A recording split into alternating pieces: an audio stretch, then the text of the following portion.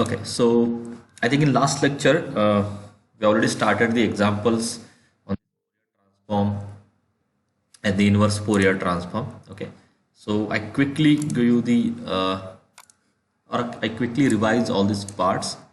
Just 1 minute, let me take a plain page. Okay, so in this topic basically we have to learn the Fourier transform.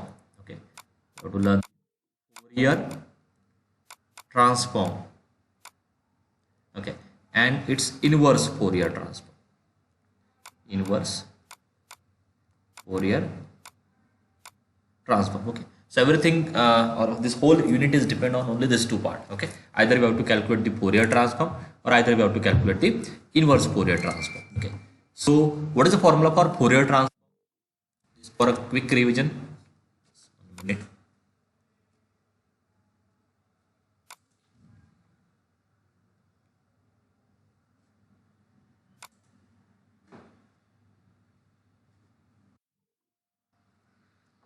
Please join on time. Okay, so in Fourier series, in Fourier transform, what is the formula for Fourier transform? So in general, a Fourier transform of f of x, it is for a given function. Okay, it's equal to, or it is denoted by capital F of lambda, and it is equal to integration from minus infinity to infinity. Okay, f of u e raised to minus I lambda u du. This is your main formula, or this is the first formula that you have derived, okay, from the Fourier series, which is called as the Fourier transform of given function. Okay, and now just for the simplicity, or just to reduce our calculation, okay, here onwards we divide this part, or this we can simplify this given Fourier transform, okay, in case of even function and in case of odd function. Okay, so if that given function f of x is even, then you can easily simplify this formula. In a similar way, if this given function f of x is odd function, then also you can simplify this Fourier transform. Okay, and what is that simplification? So if it is even, now then in that case this Fourier transform can be written as 0 to infinity. Now see the changes carefully. 0 to infinity f of u, correct, cos lambda u du. Okay, and since this integral contain the cos term, therefore in general we denote this part by fc of lambda. So fc of lambda is actually called as the Fourier cosine transform. Okay, this is the simplification that you will get when your function is even function. I hope this part is clear to everyone. Okay, यही मतलब पूरे इस unit में आपको यही learn करना है. ठीक है. Next part is what? If this given function f of x is odd function, okay, in that case this formula changes to, so this f of lambda or Fourier transform can be written as is equal to similar 0 to infinity f of u sine lambda u du. Now since this integral contains sine function or sine term, therefore in general we denote this integral by fs of lambda. Okay, that is nothing but the Fourier sine transform. So this is all about the Fourier transform. Okay, इतना ही मैंने आपको last lecture में explain किया था. ये formula कैसे derive हो रहा था, उसके बाद इवन में क्या चेंजेस हो रहे हैं, ऑड में क्या चेंजेस हो रहे हैं. Okay, so now in general how you calculate the Fourier transform of any given function. How you calculate the Fourier transform of any given function? First of all, you have to check whether given function is even function. If it is even, then you have to apply this formula, correct? If it is odd, then you have to apply this formula. And if it is neither even nor odd, then only you have to select this original formula. So this is for neither even nor odd function. So your major task in every example is just to check whether given function is even function or odd function, if it is not mentioned in the given example. Okay, अगर example में ये mention नहीं किया है कि Fourier transform आपको कौन से फॉर्मूले से कैलकुलेट करना है. ओके, जैसे कि कुछ एग्जाम्पल में ऐसे इस फॉर्म में आपको आने वाला है कि फाइंड फोरियर, डायरेक्टली ऐसे गिवन होगा, find Fourier cosine transform.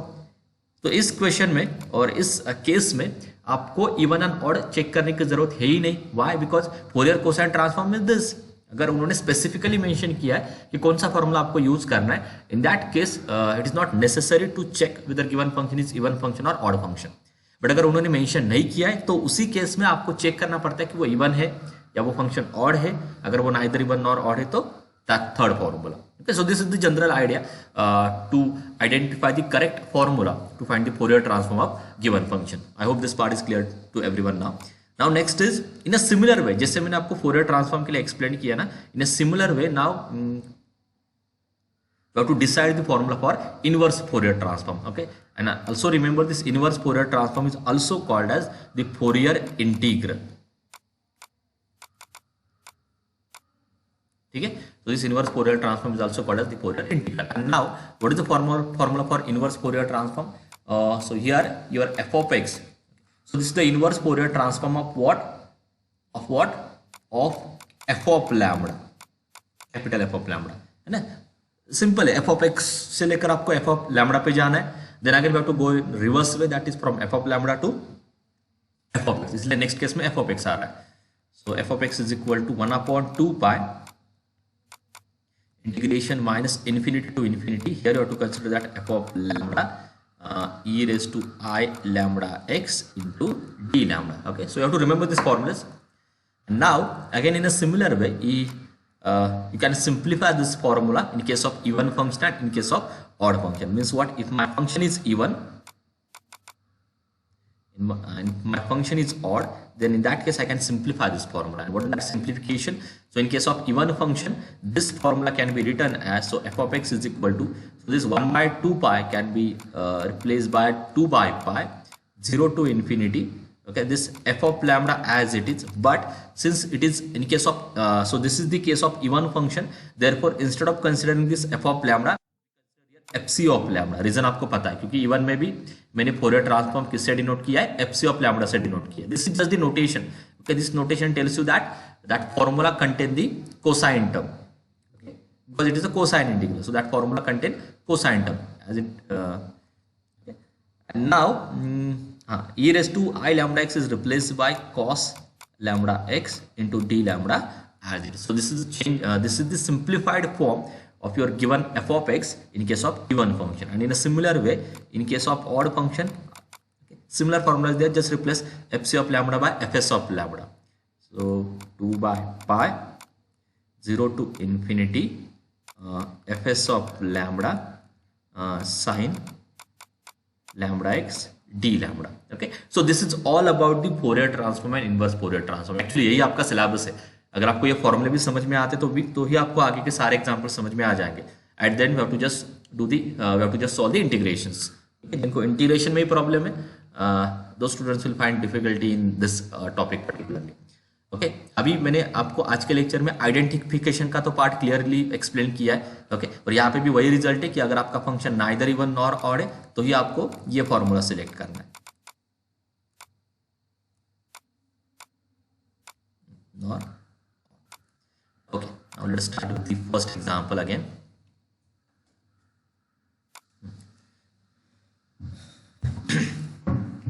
Okay, so question 1 is like this: by considering Fourier sine and cosine transform, okay, of this function, so this is your given f of x, so this is your f of x, so f of x is equal to e raised to minus mx. Prove that. Okay, we have to prove this two integral means what? Show that the value of this integral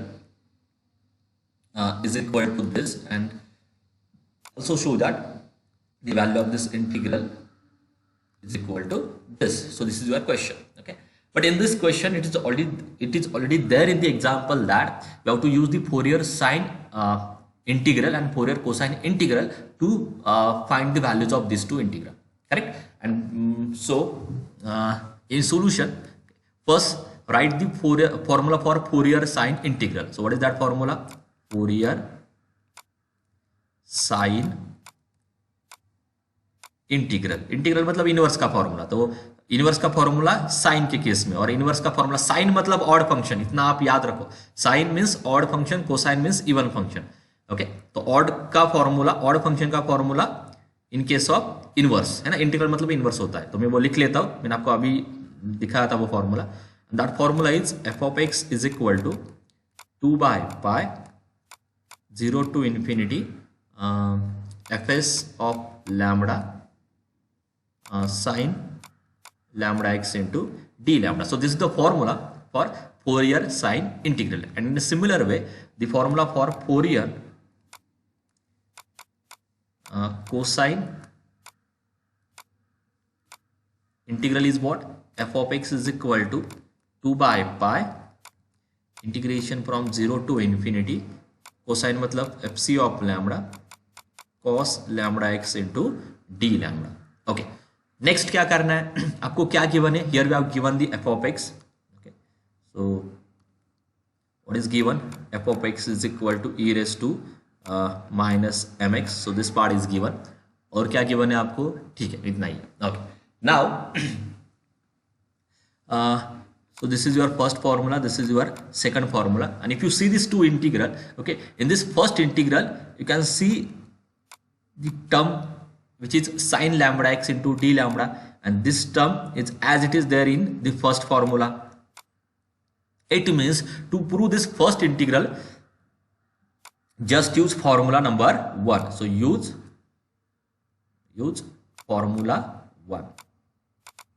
Similarly, in case of this second integral, here you can see the term cos lambda x into d lambda. Okay, there in your second formula, that is cos lambda x into d lambda, means to prove this use formula number 2. ठीक है, हो गया, इतना आपको करना है. अभी formula 1 में आपको क्या चाहिए?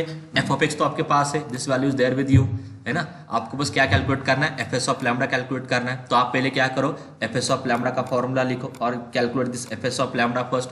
Also calculate fc of lambda. Okay, so what is the formula for fs of lambda? Fs of lambda means Fourier transform का formula. Okay, क्या है वो formula? Which is 0 to infinity f of u.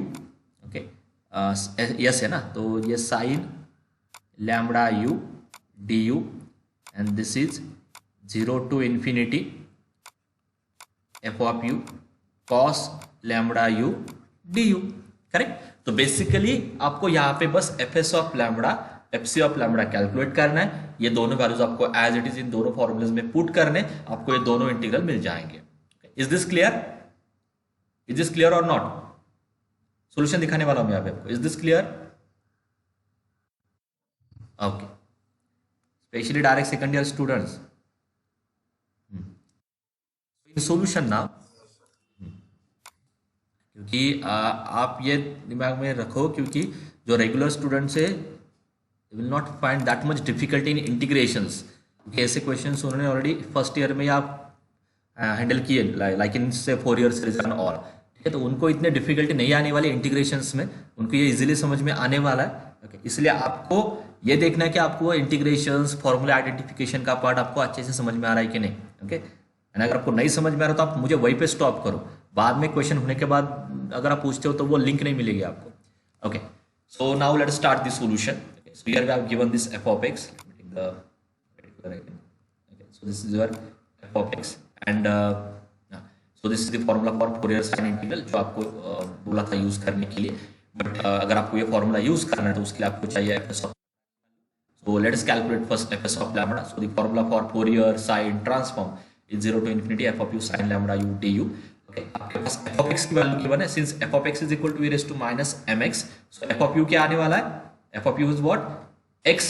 f of x में e raised to minus mx आता है, तो f of u में क्या होगा? f of u में क्या होगा? e raised to minus mu, so which is equal to e raised to minus mu sin lambda u du.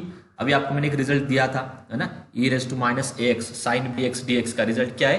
b upon a square plus b square. So if you compare this formula with this, okay, तो आपको क्या समझ में आ रहा है? ए आपको क्या लेना होगा? m, और b आपको क्या लेना होगा? Lambda. If you compare this to formulas, that implies the fs of lambda, that is Fourier sine transform, is equal to d means lambda upon m square plus lambda square. Okay, ये हो गया आपकी first value. तो ये value आप क्या करो? Put करो फोरियर साइन इंटीग्रल के फॉर्मूले में.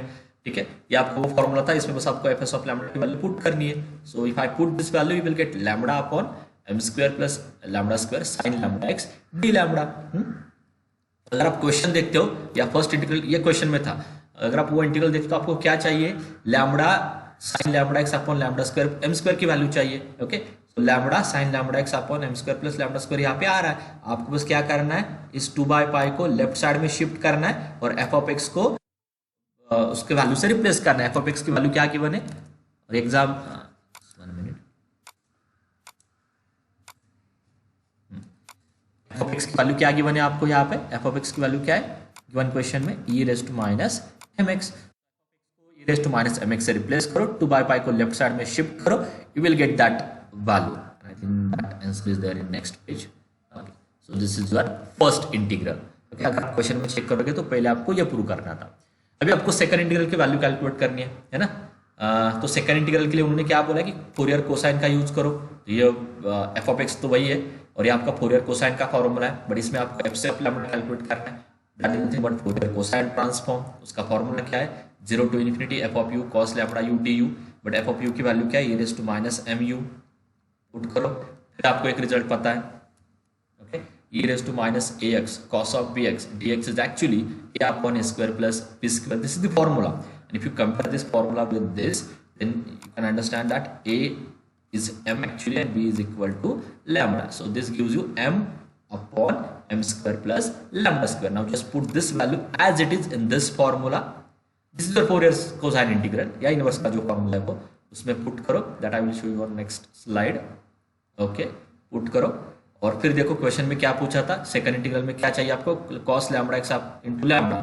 ओके, अपॉन दिस, मतलब ये टर्म आपको नहीं चाहिए तो इसको बाहर लेके आ जाओ। Okay, it become 2m upon pi, है ना, यहाँ पे क्या मिलेगा 2m upon pi, left side में फंक्शन की वैल्यू क्या है, e raise to minus mx, तो क्या मिलेगा आपको finally, and this integral 0 to infinity cos lambda x upon m square plus lambda square d lambda. You can see 2m upon pi अगर left side में shift होता है it become pi upon 2m, तो वही आपको मिल रहा है यहाँ पे, pi upon 2m into e raise to minus mx। I will show you here also. So just take that m common and shift this m on left hand side, so it become pi upon 2m into e raised to minus mx. तो अगर आप देखते हो ना तो इस question में कुछ ज्यादा कैलकुलेशन नहीं था, the only thing is what how you approach to this integral, that is very important.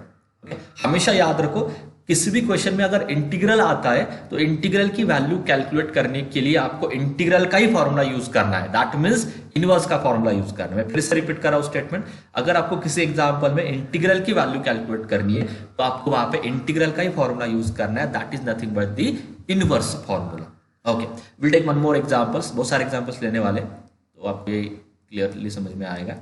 Now you have to tell me the formula for this. Previous question में वो प्रॉब्लम नहीं था। ओके, प्रीवियस क्वेश्चन में क्या था, सारी चीजें clear थी, मतलब उन्होंने ही बोला था कि फोरियर साइन इंटीग्रल का फॉर्मूला यूज करो, फोरियर कोसाइन इंटीग्रल का फॉर्मूला यूज करो, इसलिए आपको वहां पे कुछ भी इश्यू नहीं आ रहा था। But in this question number 2 उन्होंने बस क्या दिया है कि फोरियर इंटीग्रल कैलकुलेट करो और find the Fourier integral of this given function. बाद में इसको देखते हैं, अभी इसको रेड भी मत करो आप, इसको बाद में इसको देखते हैं ये कैसे आ रहा है। ओके, और you can assume that this part is not there. So now can anyone tell me how I identify the correct formula for Fourier integral in this case, basically in this case? Anyone? मुझे बस इतना बोलो कि मुझे formula कैसे identify करना है, क्योंकि प्रीवियस क्वेश्चन में उन्होंने बोला था कि कोसाइन का यूज करो, साइन का यूज करो। ओके, बट मेरे पास 3 फॉर्मूलाज है, कोसाइन का भी है, साइन का भी है, और एक नाइदर कोसाइन मतलब नाइदर इवन नॉर ऑड का भी है। So can anyone tell me how I identify the correct formula for this given function? Yes, देखते कितने स्टूडेंट को समझ में आ रहा था, आते ही मैंने वो पार्ट एक्सप्लेन किया है, how to identify the correct formula. बोलो, how you identify the correct formula for this, या कैसे फॉर्मूला कैसे आइडेंटिफाई करोगे आप इस क्वेश्चन के लिए, इनवर्स का कौन सा फॉर्मूला यूज करना है, कैसे आइडेंटिफाई करोगे? बोलो, रॉन्ग आने दो बट एटलीस्ट बोलो आप। Anyone?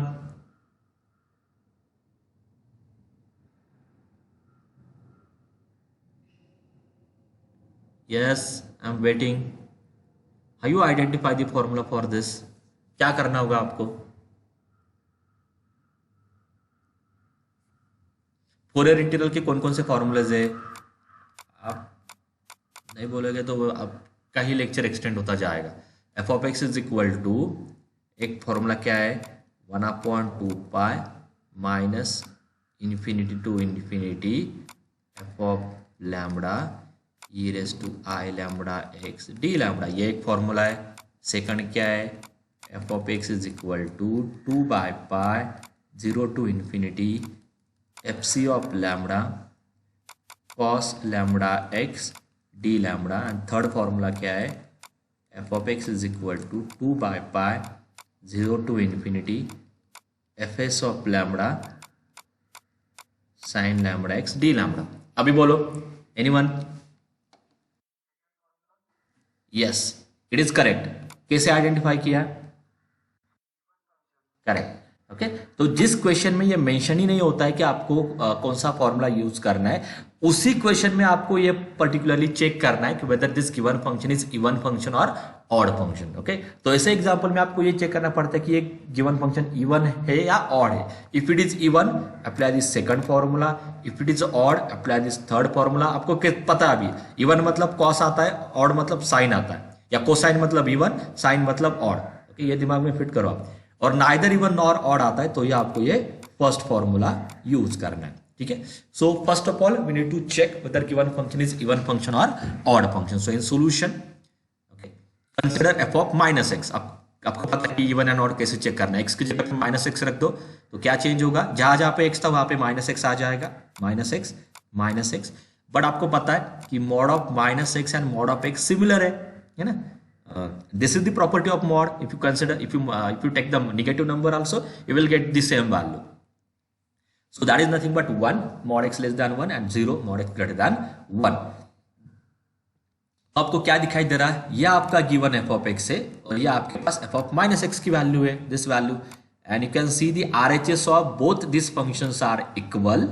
Since your RHS are equal, it means your LHS are equal. That implies this f of x is equal to f of minus x. तो अगर f of x और f of minus x अगर equal आते then that function is called as even function.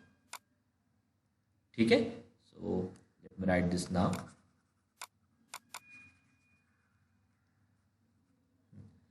So which is equal to f of x, correct? So f of minus x equal to f of x. Therefore, this given function is even function. And if it is even function, then the formula for Fourier integral is f of x is equal to 2 by pi 0 of lambda cos lambda x into d lambda. Okay.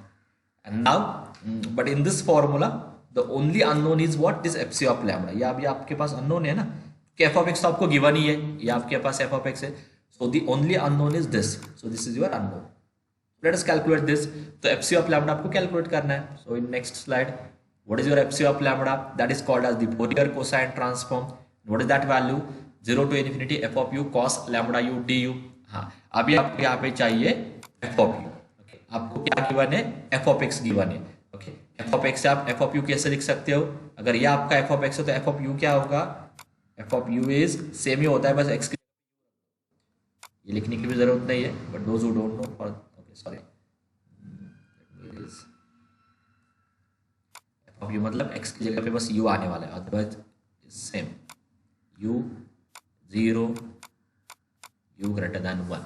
Okay, अभी हाँ, mod u less than 1 का meaning क्या होता है? 1. Mod u less than 1 का meaning क्या होता है? ये अगर आपकी रियल लाइन है, यहाँ पे 0 है, यहाँ पे कहीं पे 1 है, यहाँ पे कहीं पे -1 है. मॉड u मतलब ऐसे नंबर्स मुझे चाहिए, ओके, ऐसे नंबर्स मुझे चाहिए जिनका मॉडुलस लेस देन 1 आता है. तो वो कौन से नंबर है? यही सारे नंबर्स है. So all these numbers are having modulus less than 1. अब चेक करो ना, यहाँ पे -0.5 आएगा, उसका भी मॉडुलस क्या लेस देन 1 है. So all these numbers have the modulus less than 1. So mod u less than 1, it means your u lies between u lies between -1 and 1. Okay, ये स्टैंडर्ड फॉर्मूला है. मॉड x लेस देन 1 का meaning ही क्या होता है? Your x lies between -1 and 1. Okay, and otherwise it is 0. Okay, ये range छोड़ के बाहर फंक्शन की वैल्यू क्या है? 0. यहाँ पे फंक्शन की वैल्यू क्या है? 0. Okay, but here now you have to go from 0 to infinity. आपको कहां से जाना है? 0 के आगे जाना है. ठीक है, आपको इंटीग्रेशन में आपको कहां से जाना है? 0 टू इन्फिनिटी जाना. तो यहाँ पे 0 और आगे कहीं पे इन्फिनिटी. तो आप कैसे जाओगे? आप 0 से लेकर -1 तक जाओ पहले, है ना, ग्राफ देखकर. 0 से -1 तक, सॉरी, ये -1 है, हाँ 0 से 1 तक, and then you go from 1 to infinity, है ना, 0 टू इन्फिनिटी जो आपका इंटीग्रल है. Now this integral is divided in two parts as this function is defined for -1 and 1. ठीक है, -1 to 1 में फंक्शन की वैल्यू 1 है and otherwise it is 0. Okay, तो therefore this 0 to infinity is now divided into two parts which is 0 to 1 and 1 to infinity. But 0 to 1 में function की value क्या है? ओके, 0 टू 1 में फंक्शन क्या था? 1, है ना. आपको पता है इस पूरे रेंज में फंक्शन की वैल्यू 1 है एंड अदरवाइज फंक्शन की वैल्यू 0 है. तो इस रेंज में फंक्शन की वैल्यू क्या आएगी? 1, और इस रेंज में वैल्यू क्या आएगी? अदरवाइज तो वो 0 है. इसलिए ये इंटीग्रल आपका डायरेक्टली क्या होगा? 0 होगा. तो आपको फर्स्ट क्या कंसिडर करना है? 0 टू 1 कंसिडर करना है. Is it clear? Specially direct second year students, is this part clear to everyone और not? Why this 0 to infinity integral changes to 0 to 1? Is this clear or not? या फिर से explain करना है? हाँ, फिर से करना है? ओके, सो हाँ हाँ, वही मैंने आपको पहले ही क्लियर किया था कि this things may be easy for the regular students. आपको इनिशियली थोड़ा टाइम जाएगा, बाद में आप एक पिक ले पाओगे. ओके, सिंपल लॉजिक क्या है? मुझे यहाँ पे 0 टू इन्फिनिटी में एफ ऑफ यू की वैल्यू चाहिए. ठीक है, एफ ऑफ यू मैंने ऐसे डिफाइन किया है, इट टेक्स वैल्यू 1. डिफाइन नहीं किया मतलब वो गिवन ही था. It takes value 1 when mod u less than 1 and it takes value 0 when mod u greater than 1. अभी मुझे पहले ये देखना है कि मॉड यू लेस देन 1 का मीनिंग क्या होता है. ओके, या अगर आपको ये नहीं पता है तो आप ये याद रखो, मॉड एक्स लेस देन 1 का मीनिंग क्या होता है? X lies between -1 and 1. ठीक है, तो यहाँ पे मैंने वही लिखा है, मॉड यू लेस देन 1 का मीनिंग क्या होता है? That you lies between -1 and 1. तो अगर मैं ये ग्राफ ड्रॉ करता हूँ ना, तो मुझे क्या समझ में आता है? 0 यहाँ पे कहीं पे 1 होगा, यहाँ पे कहीं पे -1 होगा. ठीक है, इतना करने की जरूरत नहीं है, बट आपके लिए एक्सप्लेन कर रहा हूँ. तो ये -1 to 1 जो रेंज है ना, इस रेंज में फंक्शन की वैल्यू 1 है जो उन्होंने दिया है एंड अदरवाइज इट इज 0. यहाँ पे भी 0 है और यहाँ पे भी 0 है. बट मुझे क्या चाहिए? मुझे फंक्शन की वैल्यू चाहिए 0 टू इन्फिनिटी, है ना. मुझे 0 के पीछे के नंबर देखने ही नहीं है, क्योंकि यहाँ पे इंटीग्रेशन कैसे जा रहा है? 0 टू इन्फिनिटी जा रहा है. मतलब मुझे कहाँ से जाना है? मुझे 0 के आगे ही जाना है. ये मेरा पाथ है. ओके, बट 0 के आगे अगर मैं जाता हूँ अप टू 1 फंक्शन की वैल्यू 1 है और 1 के आगे फंक्शन की वैल्यू 0 है. जब मैं इंटीग्रेशन लिखता हूँ तब मुझे 0 टू इन्फिनिटी जाना था, बट जब मैं 0 टू इन्फिनिटी जाता हूँ, 0 टू 1 तक फंक्शन की वैल्यू 1 है और उसके आगे फंक्शन की वैल्यू 0 है. तो यहाँ पे आप देखो, जहाँ पे 0 है ना, वो लिखने की जरूरत है ही नहीं, है ना. इसलिए मैं क्या करूंगा, ये जो इंटीग्रल है ये मैं 0 टू 1 तक ही कंसिडर करूंगा, क्योंकि up to 1 only that value is 1. तो एफ ऑफ यू की जगह पे क्या आएगा? 1 आ जाएगा. Which is equal to cos lambda u d u. Next part लिखने की जरूरत नहीं है, मैं आपको दिखाता हूँ नेक्स्ट पार्ट क्या आने वाला है. 1 के आगे क्या होगा? 1 टू इन्फिनिटी, बट उस केस में एफ ऑफ यू की वैल्यू क्या है? 0 cos lambda u d u. इसलिए इसका आंसर क्या होगा? 0 to 1 cos lambda u d u. Okay, if I erase everything you will see that 0 to 1 f of u cos lambda u d u. Now sorry, but इस range में आपको पता है value क्या है? 1.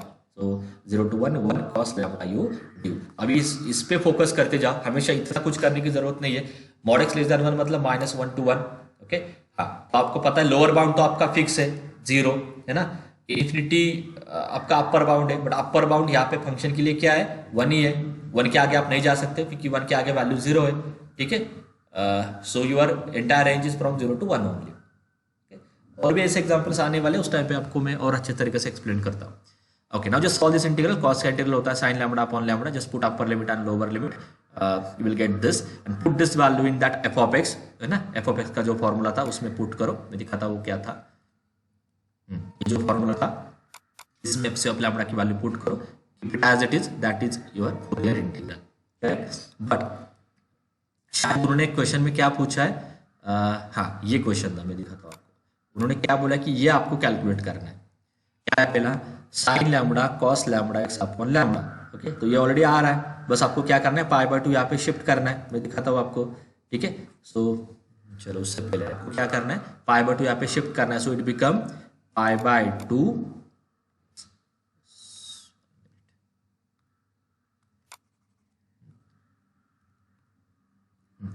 So it become pi by 2 f of x is equal to 0 to infinity sin lambda upon lambda cos lambda x into d lambda.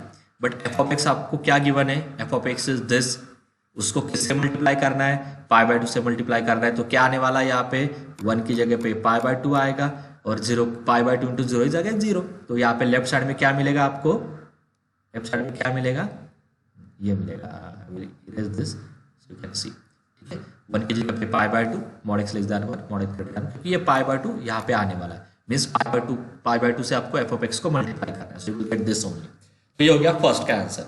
Second के लिए उन्होंने क्या बोला कि साइन लैम्बडा अपॉन लैम्बडा की वैल्यू चाहिए. Okay, so from this can you find value of 0 to infinity sine lambda upon lambda? Anyone? ये आपने ऑलरेडी कैलकुलेट किया, बट सेकंड में आपको इसकी भी वैल्यू चाहिए. So how you calculate that value from this given formula? Anyone? बोलो, specially regular students. ऐसे क्वेश्चन तो आपने सॉल्व किए थे ऑलरेडी. बोलो, मुझे इस इंटीग्रल से मुझे साइन लैम्बडा अपॉन लैम्बडा का इंटीग्रल चाहिए, तो क्या करना होगा? क्वेश्चन क्या है कि मुझे इस इंटीग्रल से साइन लैम्बडा अपॉन लैम्बडा ही चाहिए, तो क्या करना होगा? Okay, so I will just, I don't know what is time. Okay, so I will just complete this and then we'll stop. So my question is, from this integral I have to actually calculate sin lambda upon lambda. Okay, तो simple logic था, मुझे cos lambda x की जगह पे 1 लेना होगा. cos lambda x की जगह पे अगर मैं 1 लेता हूँ तो ऑटोमेटिक मुझे sin lambda upon lambda मिल जाएगा. ओके, बट अगर मुझे cos lambda x equal to 1 लेना है तो वो 1 करने के लिए cos lambda x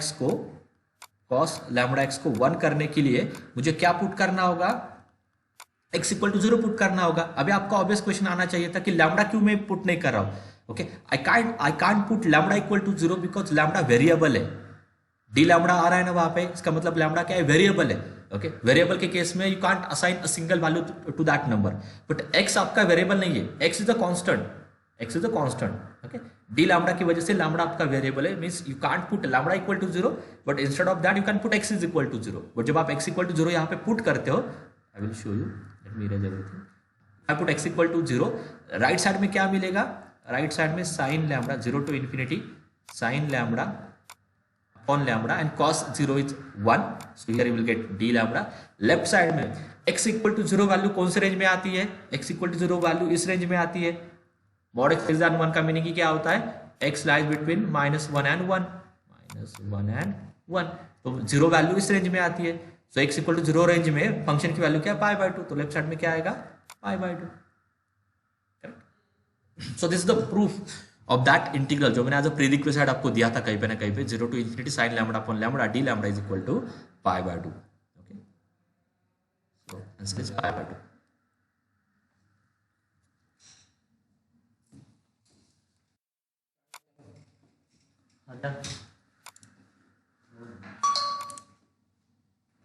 Still 5 minutes are there, so I can complete one more example. So my voice is clear to everyone? Yes, still any problem is there with the voice? Okay.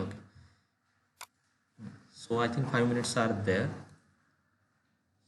So let me check that I can take this next example. Yes.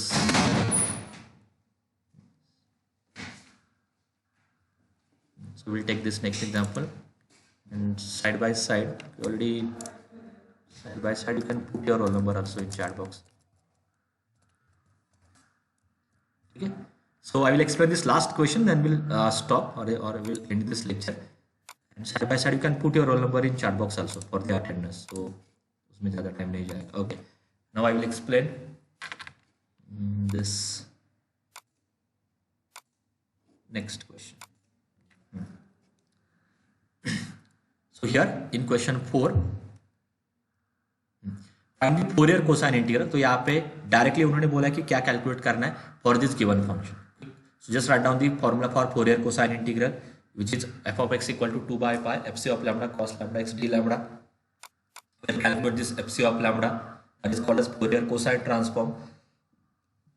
Which is equal to 0 to infinity f of u cos lambda u d u, है ना। अभी यहाँ पे भी वही logic use करना है आपको। एफ ऑफ यू, तो एफ ऑफ यू क्या होता है, एफ ऑफ एक्स अगर ये आ रहा है तो एफ ऑफ यू क्या होता है, u square when 0 you less then A and it is 0 when you greater then A. Okay, तो आपको जाना है, ओके आपको क्या, अगर आप ड्रॉ करते हो ना सारी चीजें 0 यहाँ पे कहीं पे ए होगा because A is positive always. तो क्विकली, तो 0 टू ए इस रेंज में फंक्शन की वैल्यू यू स्क्वायर है और इसके आगे फंक्शन की वैल्यू 0 है। ओके, नाउ यू कैन सी आपको चाहिए 0 टू इन्फिनिटी के रेंज में, 0 टू इन्फिनिटी के रेंज में, 0 टू इन्फिनिटी के रेंज में आपको फंक्शन की वैल्यू चाहिए, है ना। तो क्या होगी वो वैल्यू, 0 टू इन्फिनिटी रेंज में 0 टू ए तक की फंक्शन की वैल्यू डिफाइन है, ए के आगे फंक्शन की वैल्यू 0 है, इसलिए ये जो इंटीग्रेशन आपका चेंज होगा वो 0 टू ए तक ही रहेगा क्योंकि ए के आगे फंक्शन की वैल्यू 0 है और इस रेंज में फंक्शन की वैल्यू क्या है, u square, that is u square cos lambda u d u. इसके आगे आपको क्या करना है, generalize rule of by parts use करना है ना। Generalize rule of by parts में एक generalize rule of by parts में, हाँ ये, इसमें आपको पहले u सिलेक्ट करना है और v सिलेक्ट करना है। तो u जनरली क्या होता है, या फर्स्ट फंक्शन आपका जनरली क्या होता है, so consider u as a function whose derivative vanishes, whose derivative vanishes after finite number of steps। u generally क्या होता है, और फर्स्ट फंक्शन आपका जनरली क्या होता है, एक ऐसा फंक्शन होता है जिसका डेरिवेटिव कुछ स्टेप्स के बाद 0 आने वाला है। तो अगर आप इन दोनों फंक्शन को देखते हो ना अच्छी तरीके से, कॉस फंक्शन कभी कॉस फंक्शन का डेरिवेटिव कभी 0 नहीं होता because cos to sine, sine to cos, cos to sine, sine to cos. इसलिए आपका फर्स्ट फंक्शन क्या होगा, ये होगा। So this is your first function, this is your second function. तो सोल्यूशन में पहले आपको क्या करना है, फर्स्ट को वैसे रख देना है। आप देखो ये पार्ट, फर्स्ट को वैसे रख देना है, सेकंड का आता है इंटीग्रेशन, तो साइन लैम्बडा अपॉन लैम्बडा। फिर क्या करना है, फर्स्ट का डेरिवेटिव कंटिन्यू करो एंड सेकंड का इंटीग्रेशन कंटिन्यू करो।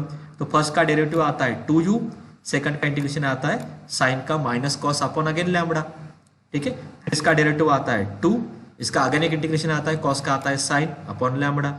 फिर इसका डेरिवेटिव आगे जाने वाला है बट वो क्या आता है 0, इसलिए आगे के टर्म आपको नहीं मेंशन करने।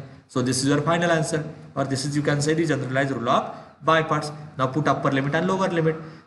अपर लिमिट पुट करते हो तो u के जगह पे a आने वाला है, ये दिखाई देगा। बट लोअर लिमिट के लिए मतलब 0 के लिए अगर आप u इक्वल टू 0 डालते हो तो ये टर्म 0 होगा बिकॉज ऑफ दिस, ये भी टर्म 0 होगा बिकॉज ऑफ दिस, ये टर्म 0 होगा because of sine u, because sign 0 क्या होता है 0। तो लोअर लिमिट आपका क्या है, बेसिकली 0 ही है। ये तो यहीं पे छोड़ दो और ये value as it is F of X में पुट करो, इस फंक्शन में पुट करो, ऐसे एक लेंथ दिखाई देगा। That is called as the Fourier integral, that is called as Fourier cosine integral. So here we'll stop.